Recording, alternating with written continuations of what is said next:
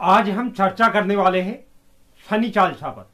आखिर कैसे हम शनिदेव को प्रसन्न कर अपने जीवन में सभी प्रकार की परेशानियों को समाप्त कर सकते हैं और अपने जीवन में इस पाठ से हम सुख, समृद्धि, यश, कीर्ति आदि को प्राप्त कर सकते हैं। पहले तो हर किसी व्यक्ति को शनि चालिसा का पाठ करना चाहिए, लेकिन उन व्यक्तियों को तो इस पाठ को जरूर करना चाहिए जिन्हें लगता है कि उन्हें उनके जीवन में शनि के अशुभ प्रभाव प्राप्त हो रहे हैं, या व्यक्ति के ऊपर शनि की साढ़े साती हो, ढैया हो, महादशा चल रही हो या अंतरदशा चल रही हो, तो उन व्यक्तियों को इस पाठ को जरूर करना चाहिए। अब इस पाठ को किस तरह से हमें करना है और कितने समय अवधि तक इस पाठ को करना है, इसे मैं आपको वीडियो के माध्यम में बताने वाला हूं। शनिदेव को न्याय का देवता कहा गया है। शनिदेव अपनी साढ़े साती, ढैया, महादशा या अंतरदशा में व्यक्ति को सही गलत की पहचान कराते हैं। इनका न्याय चक्र हमारे जीवन भर चलता है और वह हमें परेशानियां देने के लिए नहीं, बल्कि हमें सही राह पर दिखाने के लिए इनका न्याय चक्र चलता है। इसी समय अवधि में व्यक्ति अपने पराई की पहचान कर पाता है और उस व्यक्ति को उसके कर्मों के आधार पर ही इस दौरान शनिदेव फल देते हैं। तो शनि की साढ़े साती हो, ढैया हो, महादशा हो या अंतरदशा हो, यह हमारे लिए एक सीख का काम करती है कि हमें जीवन में क्या करना चाहिए और क्या नहीं करना चाहिए। शनि का जो न्याय चक्र चलता है, यानी कि साढ़े साती, ढैया, महादशा, अंतरदशा के रूप में, वह हर व्यक्ति के लिए खराब नहीं होता, हर व्यक्ति को अशुभ फल नहीं देता।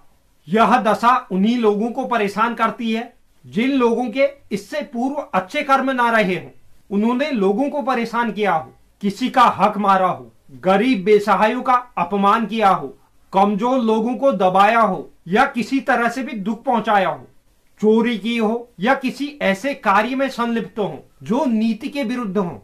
ऐसे कार्य जो भी लोग करते हैं, शनि के न्याय चक्र के दौरान उन लोगों को काफी पीड़ा सहनी पड़ती है। शनिदेव अपना न्याय चक्र उस व्यक्ति के जीवन पर अपनी साढ़े साती, ढैया, महादशा और अंतरदशा के रूप में चलाते हैं और वह लोग शनि की साढ़े साती, ढैया, महादशा और अंतरदशा में बहुत ऊंचाइयों पर पहुंचते हैं। जो लोग गरीब असहायों की मदद करते हैं, उन्हें दुख नहीं पहुंचाते, किसी का हक नहीं मारते, ऐसे लोगों को शनि का न्याय चक्र बहुत कुछ देकर जाता है। इसीलिए शनिदेव को न्याय का देवता भी कहा गया है। हालांकि कुंडली में शनि की स्थिति भी शनि के शुभ अशुभ प्रभावों को निर्धारित करती है, इस बात को भी भूला नहीं जा सकता। तो अगर आपके जीवन में शनि की साढ़े साती चल रही हो, ढैया चल रही हो, महादशा चल रही हो या अंतरदशा चल रही हो, या आपकी कुंडली में शनि की अशुभ स्थिति हो, शनि के दुष्प्रभावों के कारण आपके जीवन में उथल पुथल मची हो, आपका कोई काम नहीं बन पा रहा है, कार्य क्षेत्र सुचारू रूप से नहीं चल पा रहा है, नौकरी क्षेत्र में कई परेशानियां फेस करनी पड़ रही हैं, चाहे परिवार में उलझने हो, व्यापार में रुकावटें आ रही हो, घर परिवार में आपसी विवाद चल रहे हो, या शनिदेव के कारण स्वास्थ्य समस्याओं का आपको सामना करना पड़ रहा है, स्वास्थ्य समस्याओं पर अत्यधिक धन खर्च हो रहा है, तो यह वीडियो आपके लिए बहुत महत्वपूर्ण होगी। अगर आप इस वीडियो में बताई गई हर एक बात को ध्यानपूर्वक सुनते हैं और उसका अनुसरण करते हैं, तो आपको निश्चित ही, चाहे शनि की साढ़े साती हो, ढैया हो, महादशा हो या अंतरदशा हो, या कुंडली में शनि की स्थिति खराब हो, तो आपको शनि का न्याय चक्र उतने अशुभ प्रभाव नहीं दे पाएगा। आपको बहुत अल्प मात्रा में ही शनि के अशुभ प्रभाव प्राप्त होंगे। हालांकि मैं यह भी नहीं कहता कि शनि के जो अशुभ प्रभाव है वो 100% आपके जीवन से हट जाएंगे, यानी कि पूरी तरह इस पाठ से समाप्त हो जाएंगे, लेकिन आपको काफी अधिक हद तक इन प्रभावों से इस पाठ के जरिए बचा जा सकता है। जब भी शनिदेव किसी पर प्रसन्न होते हैं तो उस व्यक्ति के सभी कष्टों को दूर कर देते हैं। शनि महाराज का आशीर्वाद प्राप्त करने के लिए शनि चालिसा पाठ बहुत कारगर उपाय है। शनिदेव को प्रसन्न करने के लिए शनि चालिसा का पाठ किया जाता है।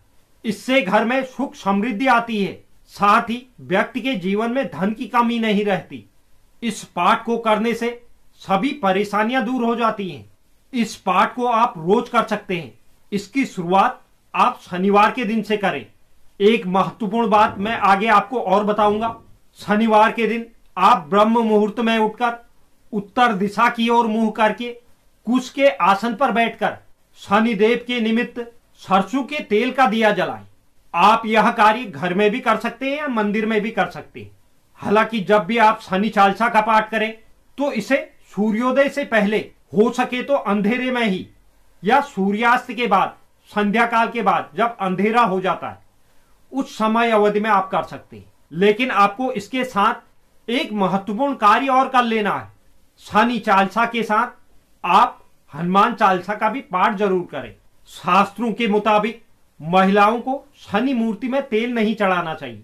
शनि को प्रसन्न करने के लिए महिलाएं पीपल के पेड़ के नीचे दिया जला सकते हैं, या शनि मंदिर में या अपने घर में शनि के निमित्त दिया जला सकते हैं और इस पाठ को कर सकते हैं। क्योंकि यह प्रश्न भी अक्सर पूछा जाता है कि शनि चालीसा का पाठ क्या महिलाएं कर सकती हैं या नहीं।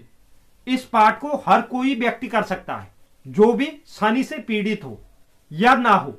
लेकिन शनिदेव उस व्यक्ति पर सबसे अधिक क्रोधित होते हैं जो व्यक्ति किसी गरीब का हक मारता है, काम करवाकर उसके हक का पैसा मारता है। तो शनि ऐसे में बहुत क्रोधित होते हैं। ऐसे लोग जीवन में तरक्की तो कर सकते हैं, लेकिन एक समय ऐसा आता है जब शनि का न्याय चक्र चलता है। उस समय बेईमानी का पैसा ब्याज सहित इंसान को बर्बाद कर देता है। इसलिए ऐसा कोई भी काम न करे जिससे शनिदेव रुष्ट हों। और शनि चालीसा के पाठ को आप अपने जीवन में नित्य शामिल कर लीजिए, जिससे जीवन में कभी भी शनि के अशुभ प्रभाव आपको प्रभावित नहीं कर सकते। बस इसकी शुरुआत आप शनिवार से कीजिए। आप इसे अपने पूजा स्थल या मंदिर में बैठकर कर सकते हैं। और अगर अंधेरे के समय में ही यह पाठ किया जाए तो उत्तम है, चाहे सुबह करें या शाम के समय करें। तो यह शनि चालीसा के संबंध में महत्वपूर्ण जानकारी थी। उम्मीद करता हूं यह जानकारी आपको पसंद आई होगी। जो भी दर्शक चैनल पर नए हैं, चैनल को आप जरूर सब्सक्राइब कीजिए, साथ ही साथ बेल नोटिफिकेशन भी ऑन कर लीजिए, जिससे चैनल पर अपलोड होने वाली हर एक वीडियो का नोटिफिकेशन आपके पास सबसे पहले पहुंचे। और आप वीडियो को लाइक और शेयर भी जरूर करें। धन्यवाद।